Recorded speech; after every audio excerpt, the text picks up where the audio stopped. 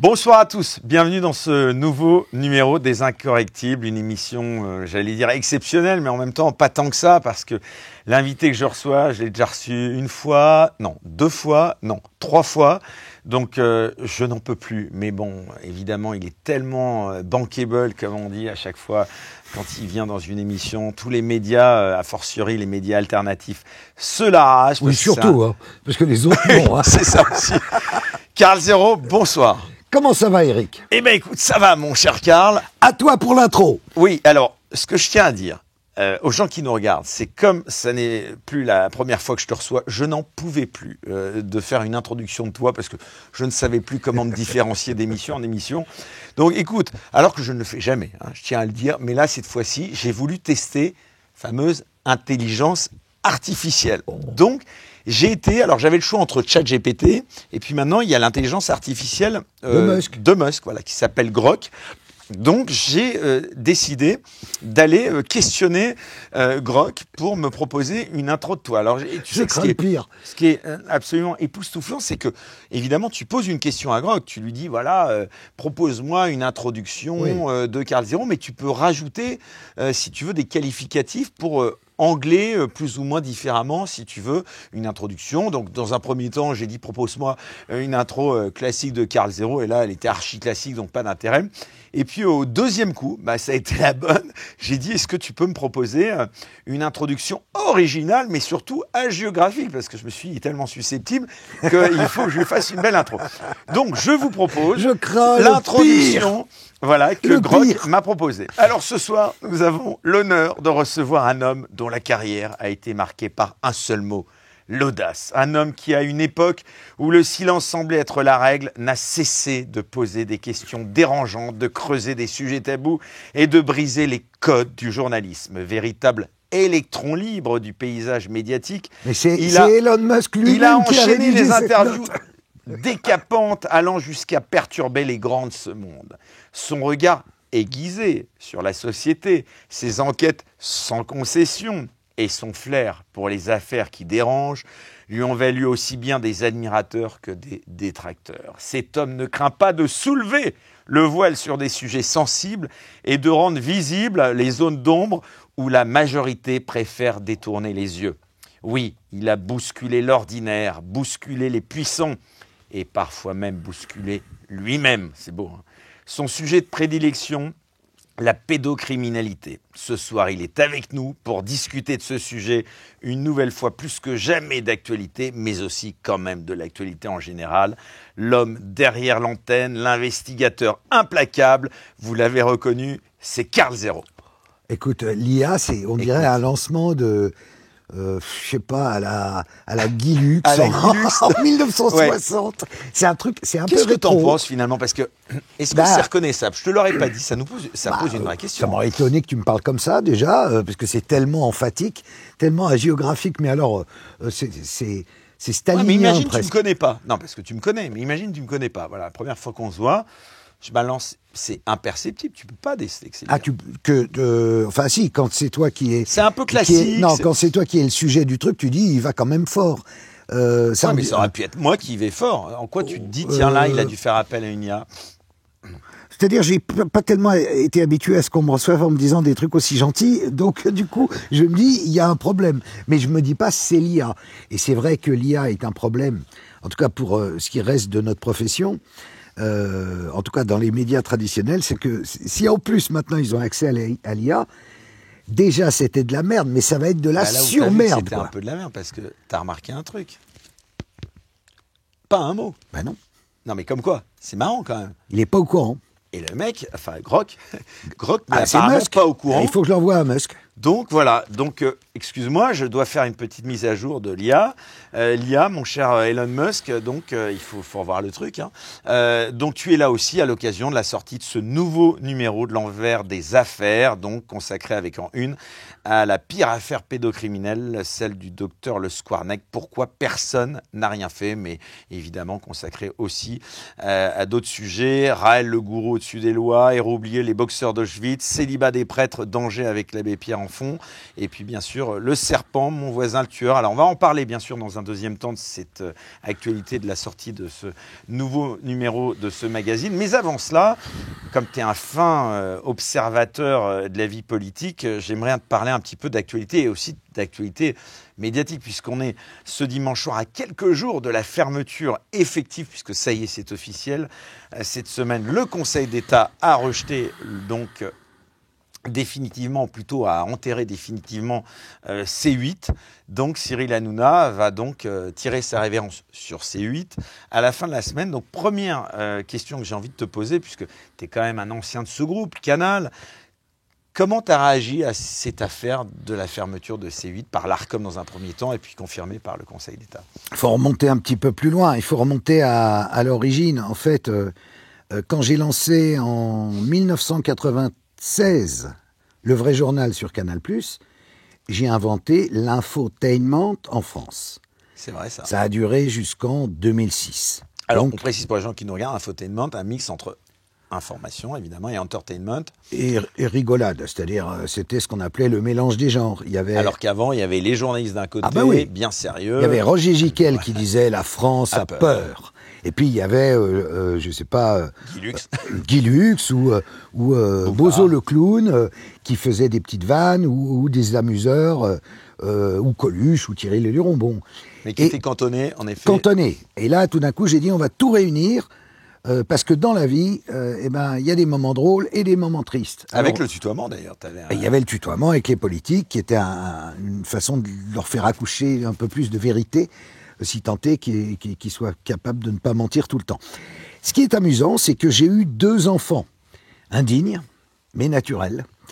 Yann Barthès d'un côté. Ah oui. Ah ben oui, Yann Barthès, si tu regardes bien ce qu'il fait, c'est un succès d'année du vrai journal. C'est-à-dire qu'il y a le côté, enfin, une partie du vrai journal. C'est bien produit. Il y a le côté, oui, mais il y a le côté citoyen, défense des minorités, quelles qu'elles soient, de genre, ou de race, ou de, bon. Il y a également ce côté un peu gauche caviar, faut bien le dire. Surtout, j'ai envie de dire.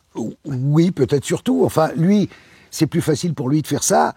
Et en revanche, il manque tout ce qu'il y avait chez mon deuxième fils, naturel et indigne, Cyril Hanouna. C'est-à-dire le côté provocateur, punk, un peu anarchiste de droite, fouteur de merde en tout cas.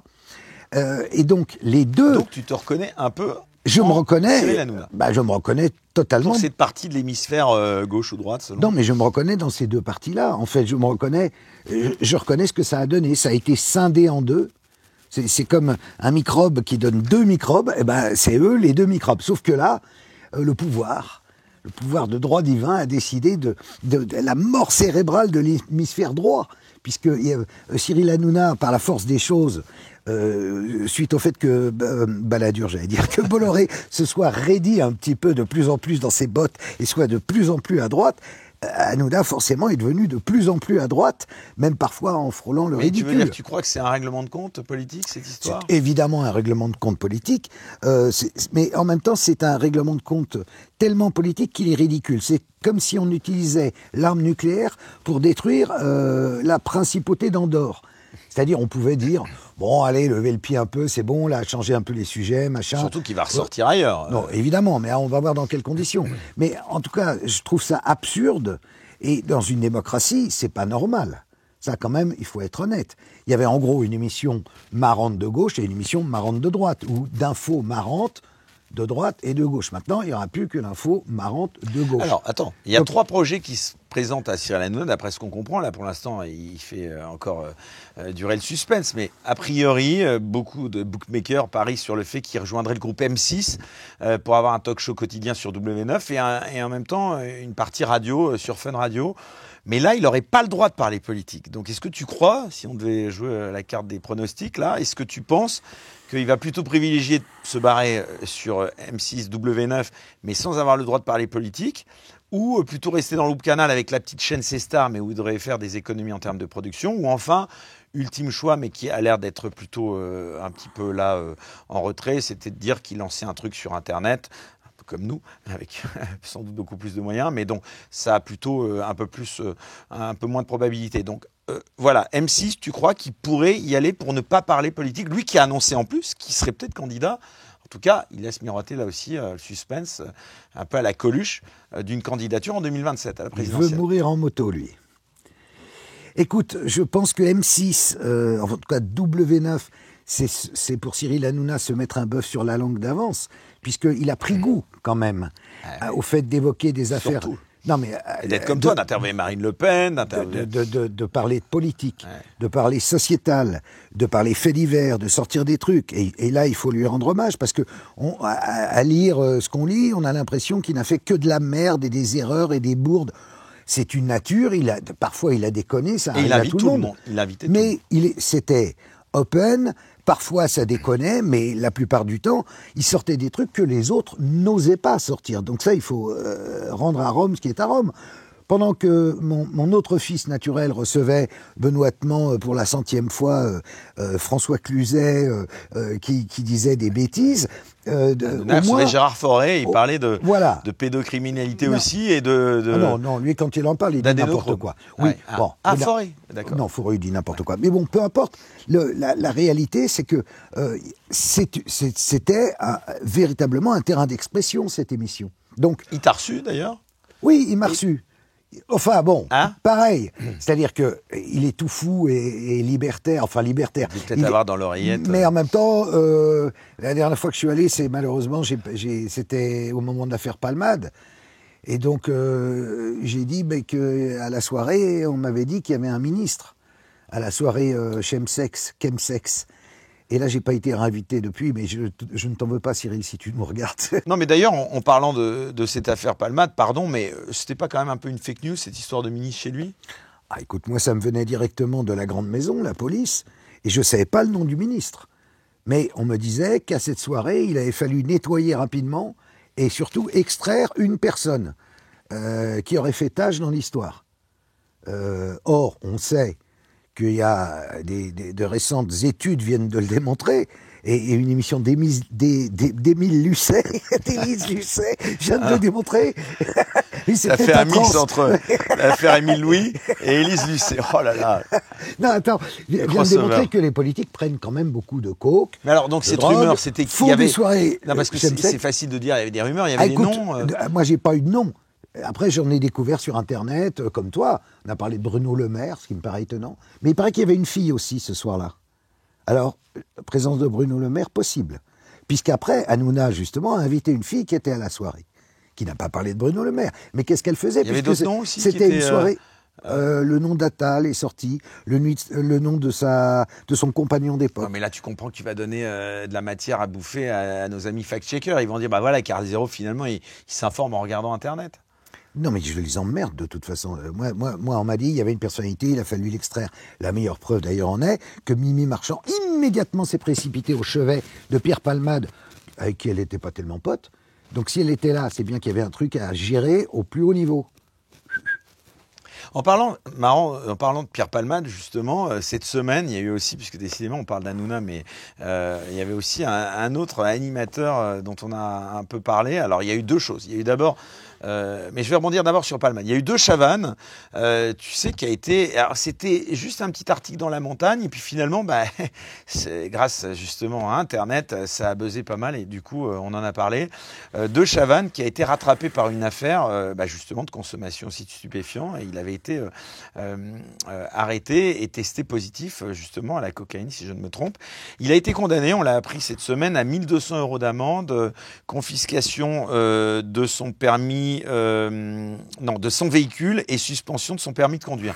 Ça t'inspire quoi surtout ? Parce que le mec, il avait toujours dit, ouais, c'est des rumeurs. Dans son bouquin, il avait dit, c'est des gens qui me veulent du mal. Ciel, mon permis. Je me souviens de son émission. Ouais. Ciel, mon permis. Bon, écoute, non, non, mais c'est-à-dire que tout le monde prend de la coke dans le milieu de la télé. Ah bah, je pense que lui... Toi, t'en prenais de la coke ? J'en ai jamais pris de ma vie. Mais moi, je suis déjà agité de nature. Moi, pareil. Besoin. Contrairement à ce que plein de gens croient, en plus. Christophe de Chavannes, malheureusement, et je me touche le pif, alors les gens croient. Dingue, hein. Oui, d'ailleurs, tu parles par-dessus moi comme un mec défoncé, quoi. Donc toi, t'en as jamais pris ? Jamais. Mais donc, pour terminer sur De Chavannes, Palmade, bon, ça t'a Mais quoi, De Chavannes, t'as quel regard tu veux que je réclame que De Chavannes soit retiré de l'antenne après Ben non, mais il y a pas mal de gens qui disaient, parce que ça. tu parlais d'Élise Lucet qui a été à l'Assemblée nationale avec ses petits tests. Oui. C'était Pascal Praud qui a dit aussi, elle devrait aller dans une émission le samedi pour faire des petits tests, tu vois. Et il n'avait pas tout à fait tort, parce qu'il y avait encore, je crois que c'était Julien Belvert, justement de Quotidien, qui avait dit que c'était scandaleux de laisser penser ça. Et puis quelques jours après, salut Julien Belvert de Quotidien, bah, t'as De Chavannes qui a été rattrapé. Oui, bah alors dans ce cas-là, Pascal Praud devrait demander à son ami Bolloré de retirer Morandini de l'antenne. Parce que Morandini, encore récemment, a été recondamné, si j'ai bonne mémoire. Donc, et il le maintient. En appel, mais il a fait un pourvoi en cassation. Ben voilà, et après le pourvoi, évidemment, au pourvoi, il va prendre pareil, et là, il le retirera de l'antenne ou il n'y aura plus d'antenne? Non, il ira, je crois, peut-être, il peut encore aller à la Cour européenne, enfin, je crois qu'il y a la CEDH. Ou alors il ira à W9. Non, mais enfin, qu'est-ce que tu me racontes? Ce maintien de Morandini est quand même scandaleux. Ça te choque, ça? C'est un prédateur sexuel. Tu sais que là, tu touches à la corde sensible chez moi. Qu'on maintienne ce type à l'antenne, j'avoue ne pas comprendre. Surtout venant de Vincent Bolloré, qui est censé être un chrétien, quelqu'un avec une morale infaillible, qui donne des leçons de morale au travers de ses antennes, et qui maintient Morandini. Je veux dire, un double discours. Il y a eu aussi quelqu'un d'autre, mais là, c'était pas pour ce type d'affaires. Il y a eu Stéphane Plaza. Alors lui, pour le coup, autant on fait une émission spéciale média, là, ou quoi? Ah non, mais un petit peu en introduction, écoute, on peut pas s'empêcher. En plus, tu as fait tous les médias alternatifs cette semaine, donc tu as dû vendre ta salade comme un dingue. Je n'ai aucune salade à vendre. Tu permettras que ta salade, on la vende. La défense des enfants, c'est un truc sérieux. Les aventures de Stéphane Plaza, je te parle de ton canard. Non, mais le pauvre, tu pourras avoir de l'empathie pour un Stéphane Plaza. Alors lui, il a été retiré tout de suite. Lui, justement, à la différence, en effet, d'un autre animateur dont tu viens de parler, là, la présomption d'innocence... Ça fait 20 ans que je ne suis plus animateur de télé. Heureusement, j'en suis sorti. Et tu me ramènes à ça. Non, mais Serge Nedjar, le directeur général de CNews, a dit que pour Morandini, pour justifier qu'il le gardait en tête, qu'il y avait, et on peut entendre juste cet argument, il y a toujours présomption d'innocence parce que il considère que le jugement n'est pas définitif puisque il y a la présomption d'innocence. Non, mais c'est ce que dit Serge Nedjar. Non, Il mais dit il y a surtout le témoignage du gosse. En cassation. L'autre lui dit mets-toi tout nu et masturbe-toi devant moi. Ah, Serge Nedjar. Bon, Serge Nedjar, si tu nous entends. Voilà pour Serge, comme dirait Michel Drucker. Donc pour Stéphane Plaza, là en revanche, oui, M6 tout de suite l'a retiré de tout. Parce que là, il a été condamné, mais on ne sait pas s'il va faire appel ou pas, mais en tout cas, il a été condamné pour violence conjugale à 1 an de prison avec sursis. Et là, M6, tout de suite, là, sans même attendre s'il y a appel ou pas, encore une fois, pardon, c'était sur ce plan-là que je voulais parce que tu es respectueux du droit quand même. Donc c'est vrai que quand tu fais appel d'une décision de justice ou que ça se continue, théoriquement, il y a quand même encore officiellement, c'est vrai, la présomption d'innocence. Alors on va en revenir à Hanouna. C'est inquiétant pour la suite pour Hanouna. Pourquoi ? Parce que ça veut dire qu'ils sont très fermes à la direction de M6. Ah oui. Donc et c'est que donc, intéressant. À la première incartade. Ouais. Alors soit il va être obligé d'être cantonné un peu aux chiens écrasés, à des rumeurs, à des ragots. Il n'a jamais été inquiété pour ce type d'affaires. Sur mais des tu veux dire que des machins. Non, mais ça va être beaucoup moins, on va dire, offensif ou ouvert sur l'actualité que ça ne pouvait l'être parfois. Il va être obligé de se rétrignonner à un club de rigolade rapide autour de thèmes un peu inintéressants. Donc ça le réduit. Ça réduit surtout s'il veut se présenter à présidentielle, ça réduit son ampleur. Donc il faut qu'il réfléchisse à 2 fois, je crois. Donc toi, tu serais Hanouna, tu conseillerais de rester dans le groupe Canal, quoi. D'aller sur ses stars. Ça, en fait, ça dépend uniquement de ses relations réelles avec Vincent Bolloré. Ouais. Bolloré, il a toujours maintenu et soutenu, comme il le fait avec Morandini. Voilà, il y avait des rumeurs comme quoi il y avait un petit peu d'orage. Moi, ce qui m'étonne beaucoup, c'est qu'il n'ait pas décidé de le mettre en clair sur Canal. Ben non, parce que là aussi, c'est intéressant, puisque ça aussi, j'aimerais avoir ta réaction. Maintenant, on va parler d'autre chose que d'Hanouna, mais est-ce que c'est en lien ou pas? Officiellement, ça ne l'est pas, mais Canal a décidé de retirer toutes ses fréquences de la TNT, donc de rendre ces 4 fréquences à l'Arcom, y compris donc Canal, puisqu'on a appris que c'était France 4 qui allait à la rentrée remplacer donc Canal+. Mais attends, ces 4 fréquences, c'est quoi? Elle n'a pas 4 fréquences. Mais si, tu sais, il y avait Canal+, avec d'autres déclinaisons, ah bon, et donc ils rendent 4 fréquences Non, non. Mais qui était en payante, pas en Qui était en payante, bien entendu. Ah, ok. Ouais, bien sûr. Ouais, Bon, non, enfin, mais Canal+, ouais, c'était... enfin, personne n'y regardait non plus. Mais non, mais le Canal 4, c'est une fréquence payante. C'était c'était un mix entre le clair Et ils payant. rendent Et le ben oui, 4. cette fréquence, le 4 est rendu. Donc, et c'est France 4, on l'a appris, qui va réoccuper, ce qui est fou, le Canal 4 qui était alloué avant à Alors là, Canal+. Donc André Rousselet se retourne dans sa tombe. Pierre Lescure n'est pas encore dans sa tombe, mais se retourne aussi. C'est incroyable. Ça, c'est incroyable. ah, voilà, C'est donc la ça, tu fin d'une l'apprends. époque. Voilà, bah, C'est vraiment ça. la fin d'une époque. Remarque, l'époque était finie depuis un bon moment. Bah, les Guignols avaient déjà été sabrés. Ouais. Ça, Ouais. t'avais Gassio, je sais pas si t'étais pote ou pas de Gassio. Gassio, on est potes, oui, bien sûr. Donc bien sûr. t'avais plutôt... Non, mais il était parti bien avant que les Guignols soient Oui, sabrés. mais enfin bon, les Parce que les Guignols qui Guignols avaient ont participé continué à créer, avec- et puis que ça s'est arrêté. Bolloré a donc fermé les Oui, Guignols. mais pendant un temps, il avait mis d'autres auteurs, de Ouais, pseudo-auteurs. c'était un peu moins bien. Et Ouais, lui-même je suis écrivait des vannes, Bolloré. Non, Mais je te jure. ça c'est un truc de dingue. Mais je te jure, il leur apportait une vanne qu'il avait écrite. Et les mecs, c'était Bolloré, donc il la faisait, la vanne. Incroyable ce que tu nous balances là. Et donc le retrait de cette fréquence qui là n'est pas dû, qui n'est pas le fruit d'une décision de l'Arcom, mais de Canal. Canal va jouer un peu dans la cour, essaye de devenir un Netflix à la française si tu veux. Donc ça veut dire quoi Ouais, par bah, rapport alors là, aux médias? Non mais c'est intéressant parce que pas toi de mal comme à moi, veille, hein. Je veux dire, Comment Netflix, c'est quand même le niveau. tu crois que l'avenir de Canal sans la fréquence TNT Mais- télé Je veux dire, Canal subsiste en diffusant Netflix. Puisque quand tu es abonné au bouquet Canal, il y a Netflix. Ou alors tu t'abonnes Ouais, mais il y a direct quand à même des Netflix. séries, des créations originales de Canal et Oui, des mais alors, abonnés. Il y en a combien? Eh ben non, je crois que c'est pas pour rien. Je pense qu'ils ont pris la décision de se retirer. C'est que je pense que l'essentiel des abonnés à Canal ne venait pas des abonnés via la TNT. Si tu Mais veux. parce qu'ils ont supprimé Leclerc. Ils ont supprimé ce qu'ils faisaient. Tu parlais Enfin, des supprimé, Guignols. non, il avait pas supprimé. Il y avait Mouloud Achour encore. Bon, il fait plus beaucoup d'audience, je suis d'accord. Ah, ça, je sens que t'es pas. Non, mais c'est plus rien. Rien, juste ils ont il a du talent, mais il lui donnait aucun moyen. Ça fait pas d'audience. Si tu veux, on ne sait même pas pourquoi ça existait. À Leclerc, à mon époque, mais c'était un porte-avions, Leclerc. Et C'était c'était nulle censé part ailleurs. inciter, ouais, C'était bien le sûr. vrai journal, c'était les Guignols, c'était le sport en clair, c'était... Attends. Le porno auquel tu... Non, pas en clair. C'était fallait plisser les yeux, tu sais, pour voir. Nous, on a connu ça. C'est pour ça que tu as mal aux yeux encore. Bon, en tout cas, non, mais pour revenir, et là, la jonction, on l'a fait avec les médias alternatifs. J'ai appris cette semaine aussi, bon, là, on va pas rentrer trop dans un détail business, mais que la consommation principale des médias, on va dire, enfin, plutôt de YouTube aux États-Unis, le device, comme on dit, le support principal par lequel aujourd'hui, en majorité, on consomme YouTube aux États-Unis, c'était La télé. la télé. C'est un truc incroyable quand même.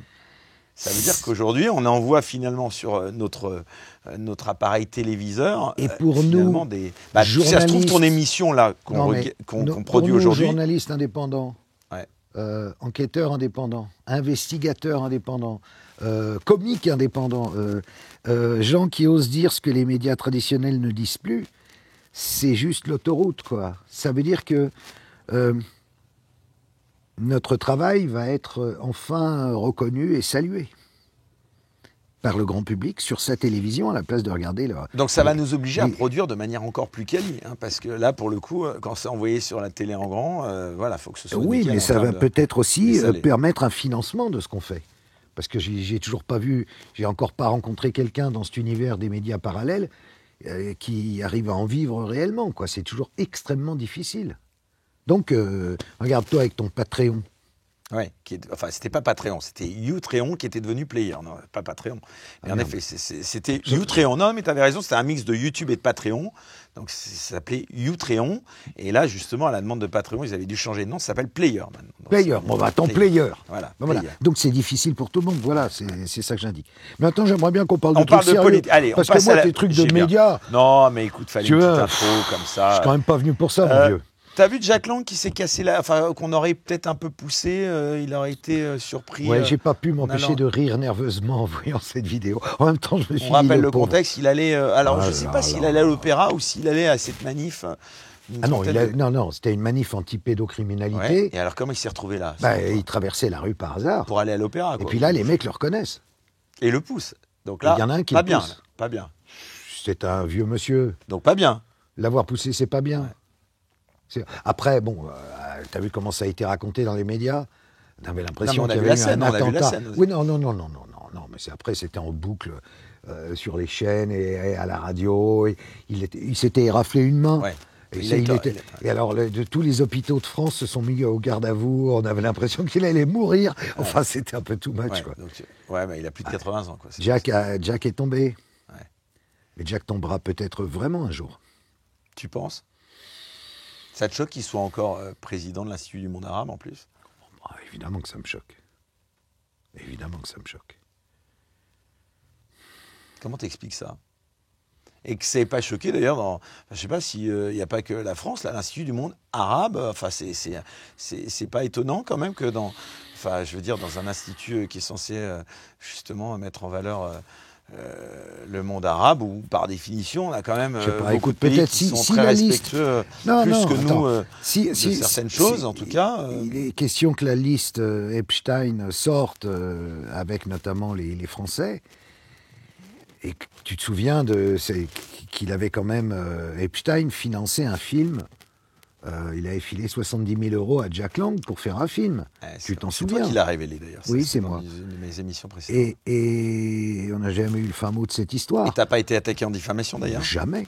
Jamais, c'est avéré. Ce qui est quand même c'est bien avéré. La preuve que peut-être donc les relations, ce que tu dis il y en a. n'est pas totalement faux. Je pense que ça, on aura le fin mot de l'histoire, oui. Oui, et ça serait juste normal, quoi. Candace Owen, là, t'as vu, alors ça a été une série, là, ça n'a pas arrêté sur l'affaire Brigitte. T'as regardé ça de loin ou pas? Parce que c'est un feuilleton, là. Ouais, alors là, qu'est-ce que t'en penses de cette histoire? T'en parles pas, bizarrement. C'est pire que à suivre. C'est encore plus compliqué que Viking comme série. C'est très très long et très compliqué. Ah là, je vais te dire ce qui me choque. Il y a une seule chose qui me choque et que j'ai vécu moi personnellement.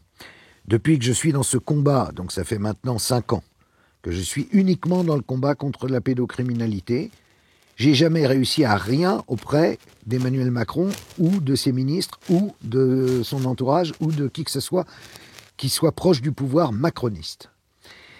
La raison est très simple à comprendre. C'est la différence d'âge entre Emmanuel Macron et son compagnon lorsqu'ils se sont rencontrés. Lui, il est avéré qu'il avait 14 ans, elle, 37, 48, 109, peu importe. En tout cas, il y avait une énorme différence d'âge et ça tombait sous le coup de la pédophilie. Donc, ça explique simplement, c'est juste ça qui est choquant dans l'histoire. Le fait qu'elle soit un homme ou pas, je m'en contrecogne. Non mais pardonne-moi Karl, tu disais que tu t'en foutais objectivement quand même. Si c'est faux toute cette histoire, est-ce que tu crois pas, là je me fais juste l'avocat volontairement donc de Brigitte pour engager justement la discussion, est-ce que tu crois pas que c'est dégueulasse? Parce que bon, tu me diras elle est première dame, mais est-ce qu'elle a objectivement des comptes à rendre là-dessus? Est-ce que tu crois pas que si on balance une info aussi quand même, on va dire, impliquante que ça, faut être sûr de son coup, quoi. Oui, mais dans ce cas-là, pourquoi la défense de Brigitte n'arrive pas à produire la moindre photo, la moindre preuve? Mais ça veut dire qu'à chaque fois que quelqu'un t'attaquerait, il faudrait que tu défendes en... Si demain je dis que t'es une nana, il faudrait que tu te rabaisses à produire de toi une photo de ton zboob? Avec grand plaisir, écoute.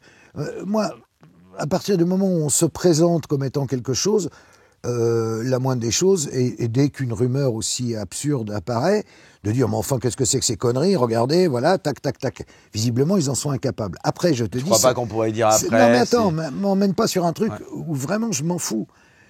Que le jeune Macron, l'enfant Macron, 14 ans, qui faisait du théâtre, qui était très éveillé, très... il se destinait à être acteur, il était un peu poète, et il est marabouté par une personne beaucoup plus âgée que lui, qui est une femme ou peut-être un trans, je m'en fous.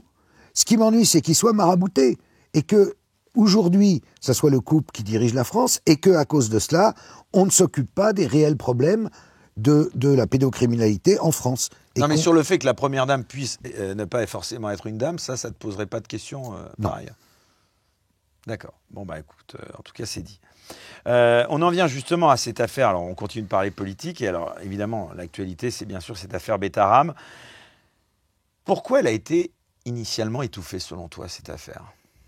Cette affaire, elle reflète On rappelle un peu pour les gens qui nous regardent, tu peux nous faire un résumé court de ce... Je pense que tout le monde est parfaitement au courant de ce que c'est que Betaram.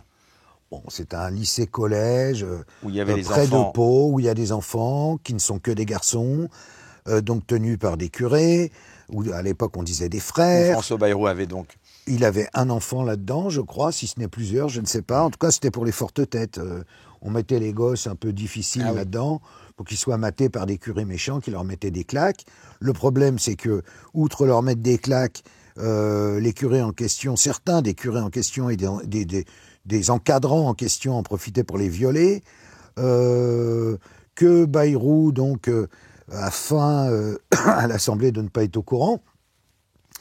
Et que chaque jour qui passe apporte son flot de révélation, comme on dit, et qu'à chaque fois, on voit qu'il était parfaitement au courant. Maintenant, c'est dès 93, il était au courant. Il a toujours été au courant. Il a tout fait pour le cacher. Et là, on lui met ça dans sa face. Et il devrait démissionner. Et il n'ose pas démissionner parce que ça fait 50 ans qu'il attend d'être enfin quelque chose d'important. Dans cette omerta autour de Betaram, tu penses qu'il a joué quel rôle, toi? Il a joué un rôle prépondérant, évidemment. Il avait des fonctions politiques à cette époque. Non, mais il en a plein. Il est président du Conseil général, il est maire de la ville de Pau. Ministre de l'Éducation entre 93 et 97. Ministre de l'Éducation, il est là tout le temps. Après... Il dit juste avoir eu vent de claques, mais il nie avoir été au courant des cas de viol et d'agressions sexuelles. Mais c'est absolument faux. Il a rencontré le juge en question, qui d'ailleurs est un ami à lui de longue date, qui lui a expliqué... dans le détail les circonstances exactes des viols qu'il y avait. Il a pris parti, il est intervenu lui-même, quoi qu'il dise que non, auprès de la chancellerie pour que le procureur général regarde si le traitement du fameux père Caricard, qui était directeur de Betaram, méritait ou pas d'aller en prison en préventive suite à l'accusation de viol d'un gosse. Sa propre femme, après, le gars n'est resté que 15 jours en prison en préventive, ce qui prouve qu'il y a eu re-intervention, et à part de Bayrou, je vois pas de qui elle aurait été. Bref. Et ensuite, le plus drôle, c'est qu'il a été rappelé à Rome, dans la seconde, il sort de tôle, hop, il part à Rome, et là, il y reste un peu, 2 ans, il végète et il se suicide dans le Tibre. Bon, bref, tout ça dénote d'une omerta absolument immonde, à la fois dans l'Église et dans notre pays, et au niveau des politiques. Après, pour se défendre, il envoie ça sur Élisabeth Guigou, très habilement. Parce que Élisabeth Guigou, elle a 2-3 trucs à se reprocher. C'est ça. Ouais. Mais c'est vrai qu'Élisabeth Guigou, la grande amie d'Olivier Duhamel, lui-même tombé pour pédophilie, celui qui régentait la vie politique française. Président du siècle. Président du siècle, de Sciences Po, homme au qui le Macron, d'ailleurs, allait prendre des conseils avant de se faire élire en compagnie de Brigitte. Donc là, Élisabeth Guigou, rappelons aussi l'affaire du fichier de Zandvoort. Au moment du fichier de Zandvoort, alors tu te souviens de ce que c'était ou je résume? J'aimerais bien que tu me résumes. Ouais. Bon, ok, on découvre en Hollande un gigantesque fichier pédocriminel issu du monde entier, des photos, des vidéos, de viols, de meurtres, d'enfants. Et ce CD-ROM est transmis à la justice hollandaise, à la justice belge et à la justice française. Et quand, 1 an plus tard, on demande à Elisabeth Guigou si elle a pris connaissance de ce CD-ROM, elle dit « Ah mais non, mais je ne suis pas au courant », à la télé ça, au journal. « Ah je ne suis pas au courant, mais je demande qu'on m'apporte tout de suite ce CD-ROM ». Et après il va être avéré qu'elle l'a depuis 1 an, qu'il lui a été envoyé, remis personnellement, et qu'elle l'a rangé discrètement, foutu à la poubelle, pour ne pas en parler. Donc, si Bayrou, qui est tout sauf con, dit à l'Assemblée et se tourne vers Elisabeth Guigou, il y a bien une raison. Et à mon avis, c'est celle-là. C'est qu'il sait qu'elle a étouffé des affaires de pédocriminalité dans notre pays. Mais lui, il a étouffé Betaram, évidemment, parce que lui... Tu penses qu'il y a une tentative de manipulation de la part de Bayrou pour cette histoire? Pas de manipulation, d'étouffer le truc en se disant, il est catho. Il est très catho, Bayrou? Très catho, Bayrou. au-delà de ce que tu imagines. J'étais allé l'interviewer là-bas dans le Béarn, dans son jardin, chez lui, donc à côté de Bétaram. Et il m'a dit, ah non, on change le cadre parce qu'on voit l'église. Sa maison, elle est au pied de l'église. Donc il voulait pas qu'on voit l'église derrière lui pendant que j'interviewais, tu vois. C'est un mec, il est très très catho.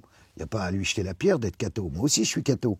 Mais en même temps, Famille un peu tradie, enfin. Lui, Ouais. j'en sais rien, mais en tout cas, tu évolué dans une bourgeoisie de province catholique où ces choses-là, à l'époque, ne se disaient pas et qu'on couvrait.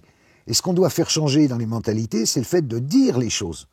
C'est là où c'est très important. En fait, moi, s'il saute, je suis ravi. Tu penses qu'il doit démissionner, toi? Je pense qu'il doit démissionner, qu'il ait les couilles de démissionner. Et je sais qu'il ne le fera pas. Et je pense qu'il va se maintenir. Mais c'est déjà pour moi une immense victoire qu'une affaire de pédocriminalité soit remontée à un tel niveau en France. C'est la première fois historiquement que notre combat a droit de citer de façon si voyante. Et t'es pas plus à l'Assemblée interviewé d'ailleurs dans les nationale. médias mainstream à la suite de cette affaire? Ah non, non, Personne mais te moi, sollicite? je demande pas à être interviewé. Non, mais ce que je veux dire, c'est intéressant. Non, mais attends. Parce que sur ce sujet, c'est quand même ton sujet. Non, mais je on m'en va fous. dire. Moi, je fais un tweet Ouais. et c'est bon, ça suffit. Il faut 3 minutes 30. Hein.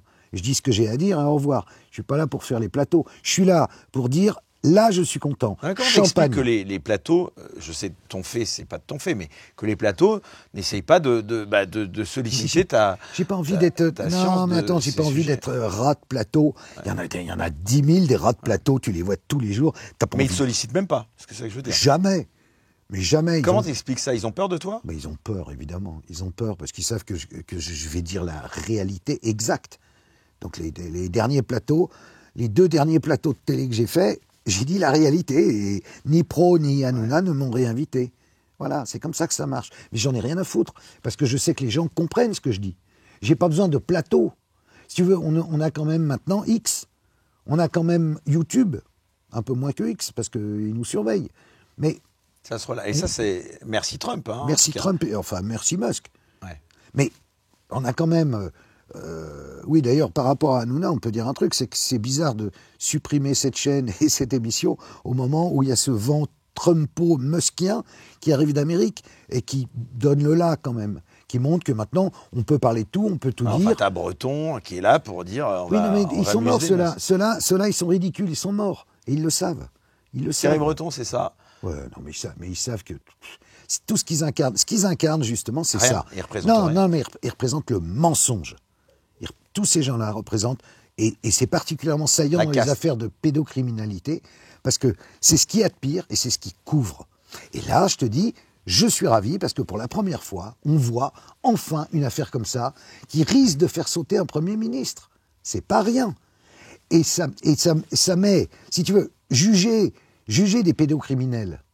On va parler de Le Squarnec. Oui, bien sûr. Juger des pédocriminels, évidemment qu'il faut le faire. Qui prennent des peines très lourdes, évidemment qu'il faut le faire.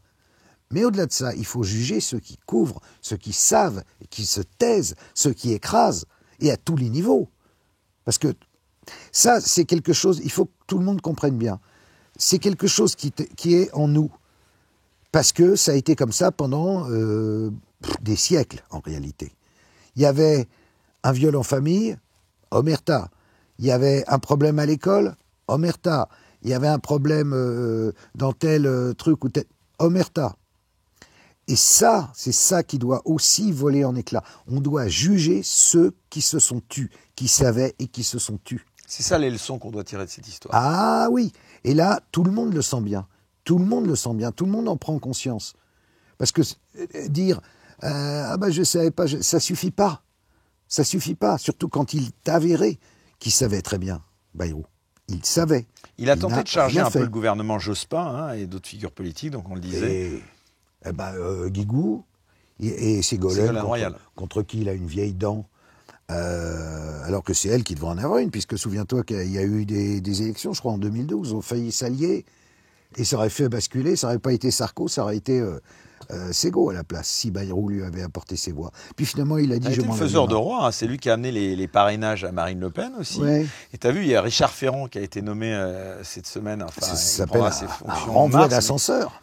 Ah, alors qu'est-ce que tu en as pensé de ça? Tiens, petite parenthèse. J'en Le ai- RN s'est abstenu.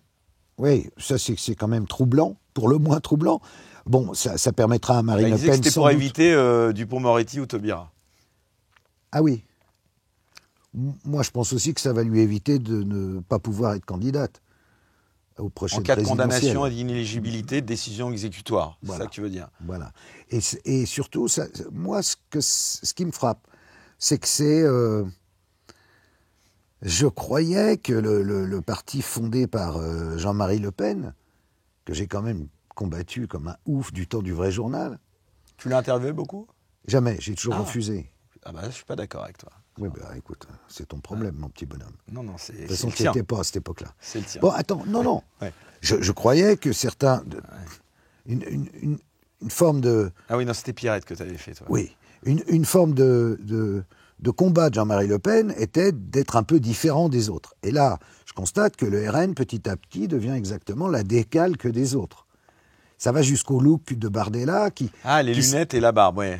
Oui, c'est d'une certaine Comment façon... tu interprètes ça? Parce que beaucoup de gens l'ont souligné. Il est présentable, il fait moins de droite, il fait on dirait presque un jeune ministre macroniste, tu vois, maintenant. C'est étonnant, Sérieux, sérieux, un peu woke. Et donc, et ça va... Pour moi, c'est bien, ça s'inscrit dans le même genre de truc que d'Adoubé Ferrand. Enfin, tu vois, c'est quand même étrange pour un parti qui est censé être vraiment de droite et vraiment dur, de subitement... Il y a beaucoup de gens qui n'ont pas compris. Ils sont en train de rentrer, et ils voient bien que le pouvoir va leur tomber tout rôti dans les mains dans pas longtemps. Donc ils veulent être présentables, de plus en plus présentables. Mais là, on n'est plus à la dédiabolisation, on est à la banalisation la plus absolue. Mais toi, ça devrait, enfin, je dis pas de satisfaire, mais bon, tu t'avais fait, je crois, avant la dernière présidentielle, tu m'avais dit que tu avais interviewé Marine Le Pen sur les sujets. Sur la pédocriminalité. Ouais. Et alors, quelle avait été... Ah bah non, alors là, pour le coup, là-dessus, je veux dire, voilà quelqu'un qui est vraiment au courant des problèmes, vraiment en prise avec les propositions qu'on fait, et qui, je pense, si elle est élue un jour, ira dans le bon sens. Ça, c'est clair. Après, chemin faisant, j'ose espérer qu'elle ne va pas changer d'avis là-dessus aussi, parce qu'elle sera trop dans le système, et voilà, quoi. Arrivé à un certain niveau, je crois qu'ils perdent tous la boule aussi.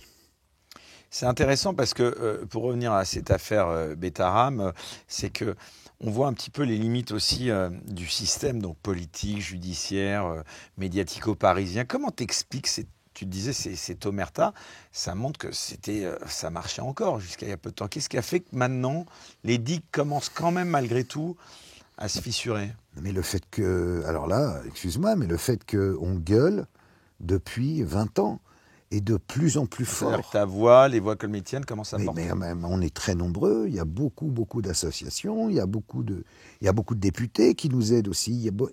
On a fait un vrai travail quand même. Et ce travail porte ses fruits.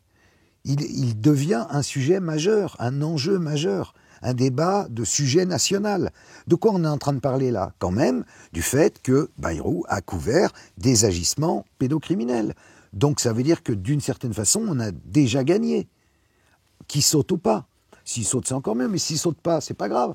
On a réussi à porter les TF1, machin, truc, toutes les chaînes vont ouvrir là-dessus maintenant un journal. Il se passe un truc. C'est-à-dire que là, c'est jamais arrivé. Ouais. Tu as entendu ça pour autre chose? Non. Je veux dire que son mandat est entaché, là, clairement. Voilà. De toute façon, attends. Là, comme on est en pleine 4e République, le mec, il sait qu'il est là pour 6 mois maxi. C'est ingouvernable. Donc, je ne pense pas qu'il sera encore là dans très longtemps, qu'il saute là-dessus ou sur autre chose. Sinon, c'est sur une motion de censure que le RN votera, qu'il sautera. Puis voilà, comme Barnier, qui a fait 3 mois, il en fera 6. Mais on a quand même l'impression qu'à chaque fois qu'un scandale de la sorte éclate, tout le monde a l'air de tomber des nues. Comment t'expliques ça? Les médias tombent des nues parce que... Toi, ça t'a pas choqué plus que ça, finalement, d'apprendre tout ça? Sur Betaram? Ouais. Non, enfin, ce qui m'a choqué, c'est la défense de Bayrou, mais le fait d'imaginer qu'il avait couvert ça, ça m'a pas choqué, parce que je le connais, et je sais très bien que dans toutes les provinces françaises, il y a un Betaram, avec au-dessus quelques hommes politiques qui couvrent et qui ferment leur gueule. Et ça rejoint Ça rejoint en fait l'enquête qui donne la couverture de l'envers des affaires. Voilà, on y vient. C'est la même histoire, donc exactement. Cette affaire, donc la pire affaire pédocriminelle, celle du docteur Le Squarnec. Pourquoi personne n'a rien fait? Donc on parle à présent de cette affaire. D'abord, dans ton travail, tu mets souvent en lumière les failles du système judiciaire.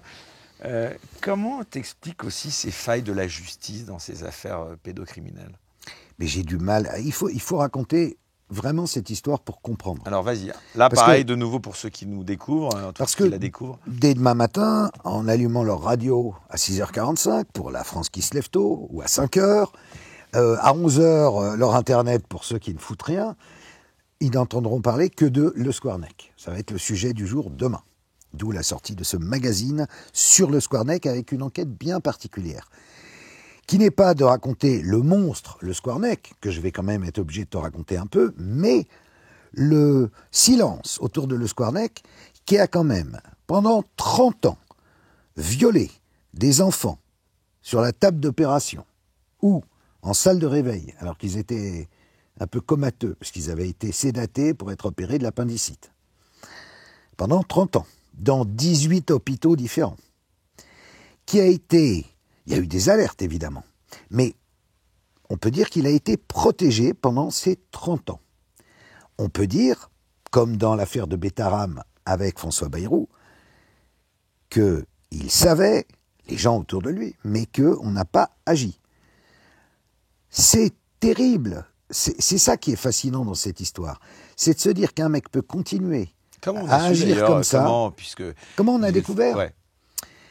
Il se trouve qu'il a déjà été jugé en 2020 pour une première affaire où il y avait ses 2 nièces et 2 autres petites filles qu'il avait violées. Aujourd'hui, il a quel âge? Il doit avoir 73 ans, l'âge de Bayrou. Et donc, le gars, il tombe. En 2017, il est arrêté. Et là, chez lui, il découvre des piles de carnets. Parce que le chirurgien Le Squarnec, en rentrant le soir, notait ses agressions sexuelles sur enfants. Comme dans une espèce de confession roman, il racontait tout, le nom, l'adresse, ce qu'il a fait, l'âge. Donc c'était un petit peu plus de petits garçons que de petites filles. C'était moyenne d'âge 11 ans. Il était pédiatre, chirurgien pédiatre. Il avait choisi ça. Il avait choisi pédiatrie. Tous ses copains d'internat. Pourquoi la pédiatrie? Ah ben les enfants m'intéressent. Oui, pas qu'un peu. Bon. Et donc, le gars, il parvient à échapper à tout, alors que, dès 2004, il va être dénoncé à la police française par le FBI, qui découvre son nom parmi une liste de 2400 internautes français qui regardent de la pédopornographie en ligne. Et il a mis bêtement son numéro de carte bleue pour voir Dieu sait quel viol en ligne sur un site russe.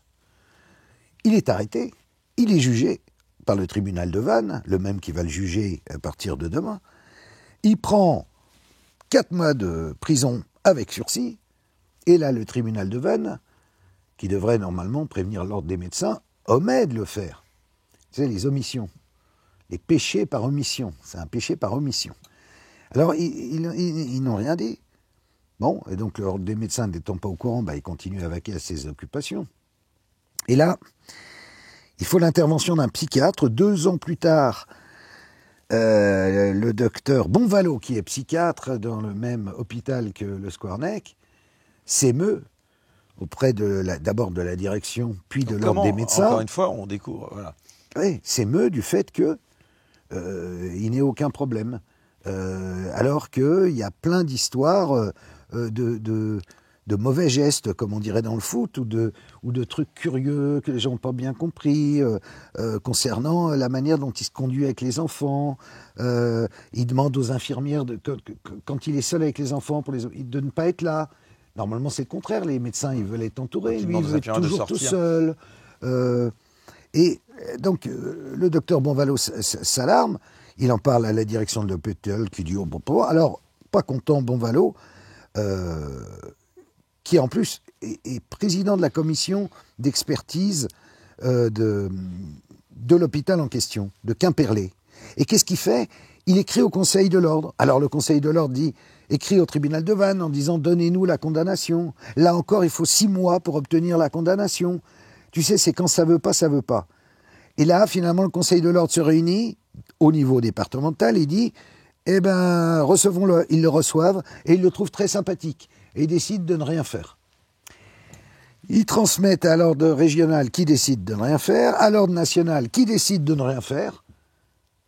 Finalement, ça se retrouve dans les mains de la DAS, qui décide de ne rien faire, qui quand même avertit le ministère de la Santé, qui, je te donne en mille, décide de ne rien faire. Et bon, ça s'échelonne sur 30 ans, mon histoire. Hein. Et le gars continue, il note là, tata.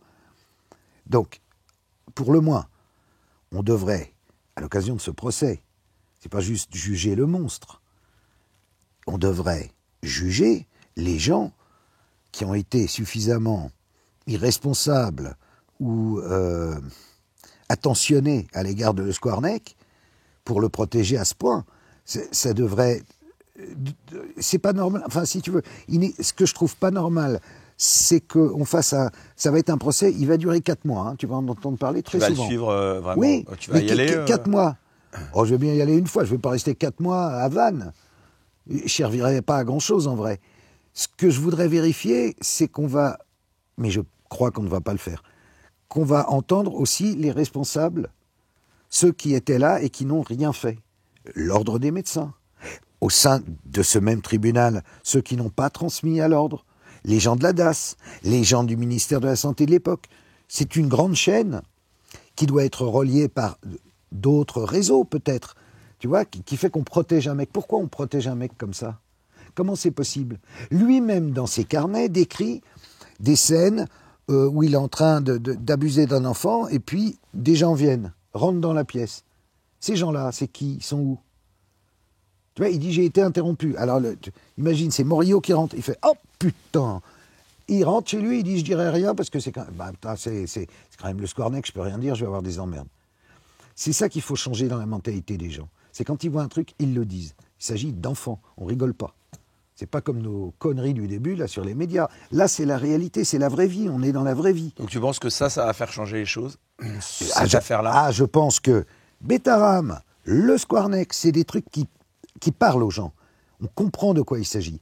D'enfants qu'on met dans une école et qui sont violés, 112 plaintes, de gens, d'un médecin à qui on confie des enfants qui en violent 312. Ça parle aux gens, ça. Ça, ils comprennent. Et qu'il n'y ait personne pour voir, personne pour dire, comme Bayrou, ah non, mais j'ai rien vu, j'étais pas au courant. Puis, plus on cherche, plus on trouve qu'il était au courant. Et là, plus on cherche, plus on trouve que des gens ont alerté. Sauf que le procureur de Lorient a demandé une enquête, il a lancé une enquête en 2020 là-dessus, sur est-ce qu'il n'y a pas des gens qui étaient au courant qui n'ont rien dit. On en est toujours à l'enquête préliminaire. 5 ans d'enquête préliminaire. Aucun résultat. Donc on ne va pas en parler au procès. C'est pas possible. Un mec ne peut pas faire ça pendant 30 ans sans qu'il y ait des personnes qui... Des complicités ou presque? J'en sais rien. Pas vu, pas su, ou pas voulu dire. Tu veux dire peut-être des politiques même? Non, des politiques. Locaux? Non. Ah, est-ce que c'est remonté à des politiques aussi bien? J'en sais rien. Mais ce que je sais, c'est qu'il y a... Ça prouve... Non, mais pardon, c'est que s'il y a eu des vrais manquements, ça devrait... remonter, là, pour le coup, si, pardon, au ministre de la Justice, de la Santé. En tout cas, oui, la Santé, je t'ai dit, la Santé a décidé de ne rien faire en disant, oui, on aurait dû, mais on ne l'a pas fait. On aurait dû le radier, on ne l'a pas radié.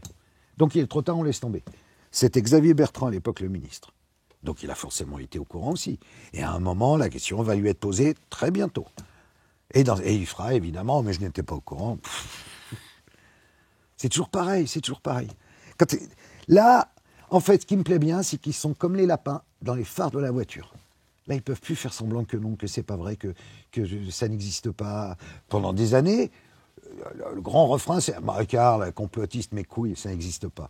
Maintenant, là, on voit qu'ils sont pris dans les phares de la voiture. Ça, c'est autre chose.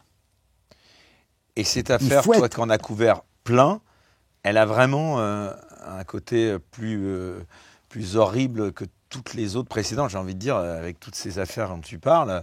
Elle est toute affaire, Ah oui, toute affaire est horrible. Un seul j'avais envie de gosse te dire, mais violé, bien sûr. Ouais. toute affaire. Celle-là, elle est emblématique. 30 ans C'est un d'activité. système, quoi. Ça, tu veux Ouais. dire, presque. Bah, c'est un serial c'est pas pour rien qu'on dit c'est le plus grand pédocriminel, en tout cas à ce jour, français, connu.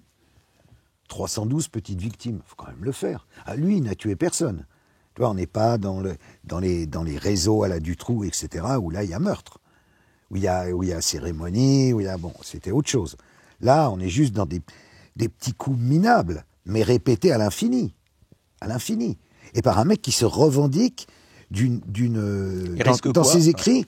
Ah ben, il risque rien. Il a déjà pris 15 ans au premier instant, il va prendre 5 ans maxi. T'es sérieux, là? Ah, je suis sérieux. C'est la plus haute peine pour ce à quoi... Donc, Attends, pour 312 cas, là, dont tu décris? 50 plus. Ils peuvent pas aller au-delà. C'est la loi. Là aussi, les lois, il faudrait les revoir. Ça veut dire que dans 5 ans, il est libéré? Ah non, parce qu'il a pris 20 ans. Voilà. Il a pris 15 ans en 2020. Oui, mais c'était en 2020, pardon. D'accord. En 2020. Donc il a déjà dire fait 5 ans. Et ça se confond, les peines, ou pas? Non, ça se confond pas. Donc il aura 20 ans. Donc ça veut dire, allez, dans 7 ans, il sort. Et il y a des remises de peine? Oui, oui. C'est-à-dire qu'il sort dans combien de temps? À moins qu'il ait de l'incompressible. 20 ans incompressible. Alors dans ce cas-là, il sortira dans 15 ans. Il ne sortira pas, il sera mort. À moins qu'il soit transhumaniste et qu'il prenne des... Mais non, déjà, si tu veux... Parce que le procès, il va coûter très cher en plus. 3 millions d'euros, c'est beaucoup, tu vois, parce qu'il a fallu mettre ça à l'université, faire une salle spéciale, parce qu'il y a beaucoup de monde, déjà 299 victimes, les familles, le public, les journalistes, les machins, les trucs. 3 millions d'euros, 4 mois de procès, eh ben, il faudrait quand même qu'on entende un peu les responsables, les mecs qui ont couvert. Pas juste les victimes. C'est bien d'entendre les victimes. En plus, les victimes, tu sais que ces victimes, la plupart n'étaient pas au courant qu'elles étaient victimes, puisqu'elles étaient endormies. Donc, il est arrivé le moment où elles ont appris qu'elles étaient victimes. Et pardon, mais comment, je ne vais pas rentrer dans les détails trop sordide, mais comment, même s'il n'y avait pas les carnets, comment est-ce qu'on peut, comment tout d'un coup on peut réussir à apporter les preuves, voilà, comme tu le disais, que ces gamins ont été abusés? C'est compliqué, non, juridiquement parlant? Dans la défense de Squarneck, il n'y a pas l'idée de nier. Ah. Il nie pas. Il a écrit ce qu'il avait fait.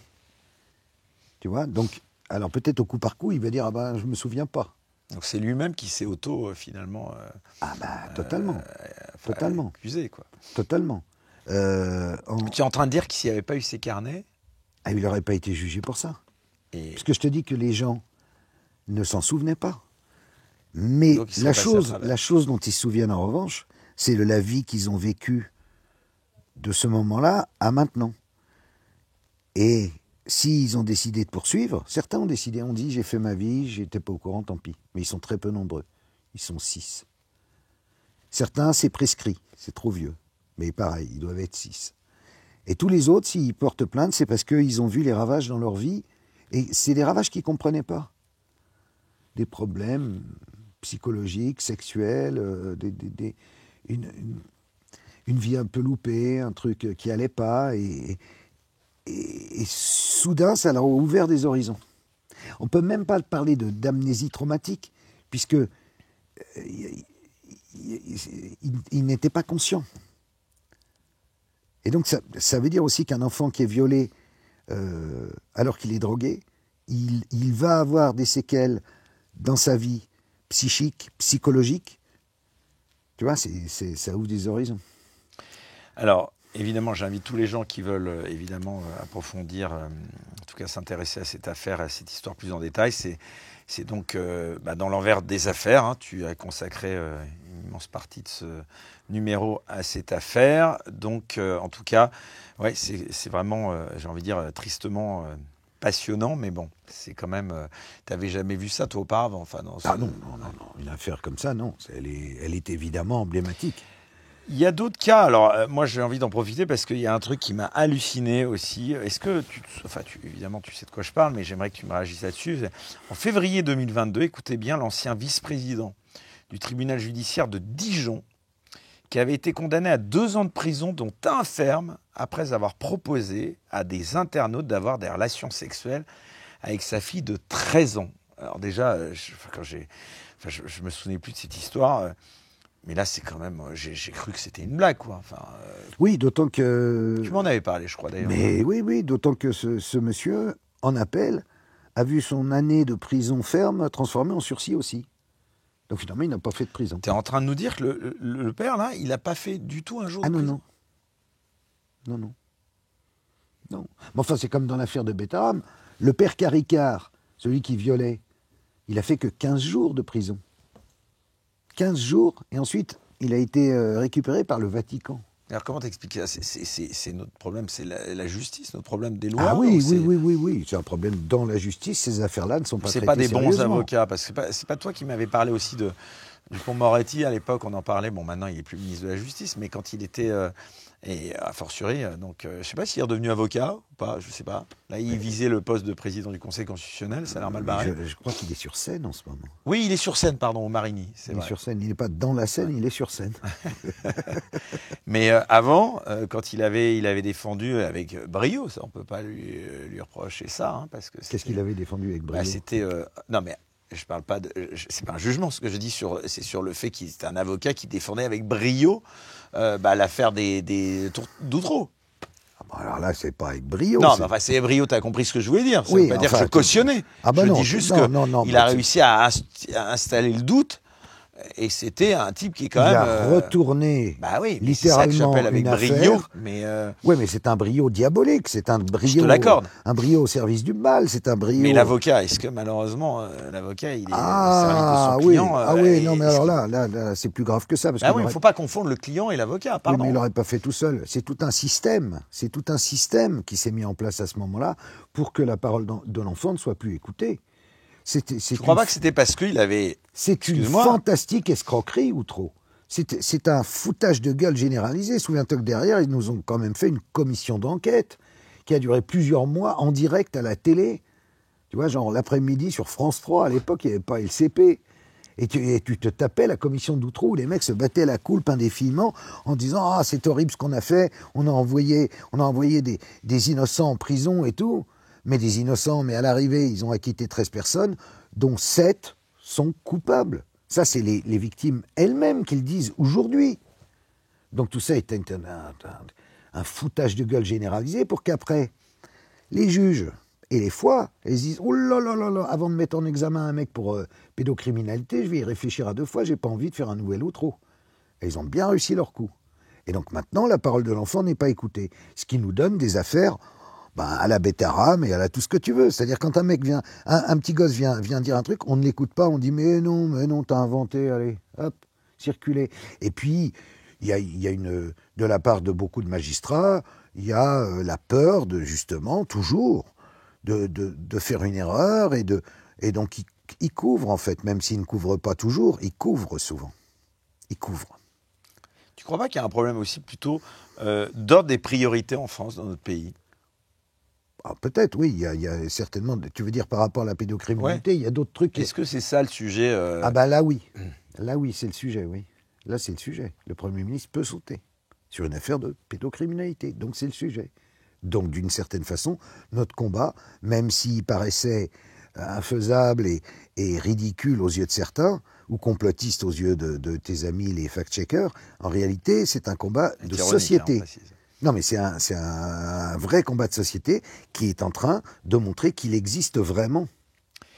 Et c'est intéressant que tu parles justement des fact-checkers, parce que est-ce que ça ne nous donne pas aussi, à ceux qui étaient qualifiés d'affreux complotistes, un petit peu raison quand même. Ce sont des clowns, mais je te l'ai toujours dit. Il n'y avait pas eu encore l'histoire de Marianne, là, et tout ça. On ne savait même pas par qui ils étaient appointés. On voyait bien qu'on ne savait pas très bien où ils voulaient en venir. Mais là, les mecs, alors, je ne sais pas, est-ce qu'ils touchaient de l'USAID ? J'en sais rien, mais en réalité, là, je ne sais pas de quoi ils vont vivre. Et surtout, ils se sont couverts de grotesques jusqu'à la fin de leur vie. C'est-à-dire que, où qu'ils aillent maintenant, ah mais attendez, c'est pas vous qui... On n'oubliera pas. On est comme les Anonymous. Nous n'oublions jamais. Nous n'oublions avec le masque et tout. Alors, mon cher Karl, en tout cas, il y a plein d'autres sujets dont tu parles dans ce nouveau numéro de l'Envers des Affaires. Et il y a un autre sujet qui, étonnamment, là encore, n'a quasiment eu aucune retombée dans la presse en dehors de chez toi. C'est l'affaire de Philippe Cobert. Alors, est-ce que tu peux nous rappeler qui est Philippe Cobert et ce qui lui est reproché? Philippe Cobert, dans le monde du théâtre, c'est un peu Dieu. Une sommité. Ah bah Une sorte de Jacques Weber. Il est énorme. Il a eu 3 Molières. C'est considéré comme un très grand monsieur de théâtre. Il faisait des seuls en scène qui duraient 6 heures, qui ont eu un succès fou pendant des années, où il racontait sa propre vie. Mais de gauche, je crois, on peut le dire. Archi de gauche. Mais il oubliait de parler de certains aspects de sa vie qu'on a découvert très récemment au travers d'une plainte d'une ancienne fiancée, mademoiselle Pujol, qui a raconté leur vie sexuelle, qui ne devrait pas nous intéresser, parce que chacun fait ce qu'il veut, sauf que là, Philippe Cobert faisait des petites annonces sur Internet pour recruter des mecs pour venir violer sa gonzesse devant lui, pendant que lui se livrait à des activités de pignolade, puis ensuite prenait sa fiancée. Sauf que, elle nous dit, plusieurs centaines d'hommes. Plusieurs centaines d'hommes. Il faut dire, leur relation a duré une dizaine d'années. Elle était sous emprise totale. Il l'a attrapée, elle n'était pas mineure, mais quasi, genre 16 ans. Et tout ça a duré fort longtemps. Et donc, moi tout de suite, je me suis fait dans la tête le rapprochement avec l'affaire de Mazan. Gisèle Pellicot, son mari Dominique, 50 hommes sont passés en jugement pour avoir violé, pendant qu'elle était endormie, Madame Pellicot. Il a pris 20 ans de prison. Il a pris 20 ans de prison parce que l'affaire est allée à son terme et que M. Pellicot est électricien. D'ailleurs, M. Pellicot, pour la petite histoire, va être mis en examen pour des histoires de meurtre. Mais ce qui est intéressant dans l'histoire de Philippe Cobert, c'est que là, il n'est que mis en examen, donc évidemment présomption d'innocence, mais ce qui est étonnant, c'est que, pas un article, à peine un entrefilet, introuvable dans les journaux. Comment t'expliques ça ? Aucune émission, rien. Il s'agit de la même histoire. En plus, elle n'était même pas droguée. Elle était violée par des hommes qui se relayaient tous les soirs pour le plaisir de M. Cobert. Alors là, franchement, si ça, c'est pas deux poids, deux mesures, je ne m'y connais guère. D'un côté, un truc dont tout le monde a parlé au nom de Mme Pellicot. Et évidemment que Mme Pellicot est à plaindre et que c'est scandaleux. Mais Mme Pujol aussi est à plaindre. Sauf que c'est Cobert. Et Cobert a été incriminé dans la même forme d'histoire en 2018 et il a eu un non-lieu. Donc, je m'étonne un petit peu. Dans le même genre de sujet auquel personne ne s'est vraiment intéressé, il y a l'affaire du journaliste Jean-Philippe Desbordes. Ah oui, alors du vrai journal d'ailleurs. Voilà. Alors Jean-Philippe Desbordes, enfin du vrai journal, il est resté 2 mois. Mais il a été dans les rédactions de tout. C'est-à-dire, il a fait toutes les télés, genre Envoyé spécial, France Télé, Libé, Arte, il était partout. Il était pigiste, spécialiste de questions environnementales. Tu te souviens bien de lui Pas du tout. Non. C'est-à-dire, quand je vois son nom apparaître, je me dis... Parce que je lis... En fait, je lis parce que des gens sur les réseaux sociaux disent « Bah alors, Karl, on t'entend pas sur Jean-Philippe Desbordes ». Je dis « Merde, mais qui est Jean-Philippe Desbordes ?» Et là, je lis qu'il était au Vrai Journal, donc j'appelle en premier l'ancien rédac-chef du Vrai Journal, Jean-Marie Michel, je lui dis « Tu te souviens de Jean-Philippe Desbordes ?»« Ah, ce con et tout, non, pas très bien. Il a été condamné. »« Ah oui, j'ai vu. » Je lui dis « Mais t'es rendu compte qu'il était pédo ?» Il me dit « Mais pas du tout. » Et donc, je demande à un autre ancien du Vrai Journal, Alex Jordanov, de refaire une enquête sur Desbordes. L'expert, Et de vraiment parler avec tous les anciens du Vrai Journal pour savoir qui était Desbordes. Puisqu'il n'était pas resté longtemps, qu'il avait fait 3 sujets, 3 piges, mais malgré tout, il l'avait fréquenté. Il avait un bureau à Capa, donc il le voyait. Et ce qui revient dans le papier, c'est que c'était un mec odieux, imbu de sa personne, mythomane, racontant qu'il était docteur en ci, docteur en ça, il était docteur en rien du tout, et qui se la jouait à mort, genre je suis d'un autre niveau que vous. Mais à aucun moment ils l'ont surpris en train de reluquer des photos de petites filles ou d'être sur des sites pédos. Donc, et ce qui est intéressant, c'est de dire que, au fond, c'est sur le thème insoupçonnable. Est-ce que Parce qu'on peut dire que, et la presse va le faire dès demain sur le Square Neck, elle va dire il était insoupçonnable. Pas du tout. Il était soupçonnable à mort. Il y avait 10 000 personnes qui disaient attention, il y a un problème avec ce mec. Il a été couvert. En revanche, Desbordes, on l'avait sous la main et on ne s'est pas rendu compte. Donc il y a aussi des pédocriminels insoupçonnables. Il a pris 20 ans pour viol, acte de torture et de barbarie sur 2 enfants, qui étaient ceux de sa compagne, puisque après avoir été journaliste soi-disant d'investigation, il était devenu prof d'aïkido. D'une espèce d'aïkido-thérapie, enfin un truc bidon où il pose en kimono, genre comme s'il était un peu gourou, comme Raël, d'ailleurs on parle un peu de Raël aussi. Tu en parles, Raël, le gourou au-dessus des lois, c'est comme ça, point d'interrogation. Là on a un témoignage saisissant, une femme qui s'appelle Lydia Adjara, et qui a été, alors elle s'est retrouvée dans la secte de Raël, bien malgré elle, puisqu'elle est la fille d'une des femmes qui avait suivi Raël au début. Et puis il y a aussi le célibat des prêtres que tu abordes enfin. Alors le célibat des prêtres, ça c'est encore autre chose, c'est à cause de l'abbé Pierre. Et ça fait un petit moment que... Ça n'en finit pas l'abbé Pierre. Ouais, ça n'en finit pas et ça me... Ça t'attriste ou pas? Ça m'attriste horriblement.